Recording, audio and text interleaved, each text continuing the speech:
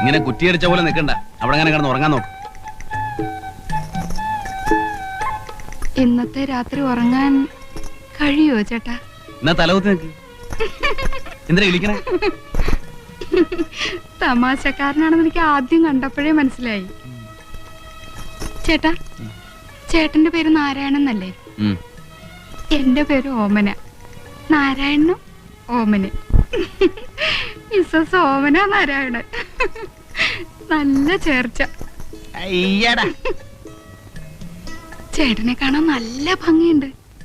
എന്നെ ചേട്ടന് ഇഷ്ടായോ? പിന്നെ എനിക്കറിയാം, എന്നെ ആര് കണ്ടാലും ഇഷ്ടപ്പെടും.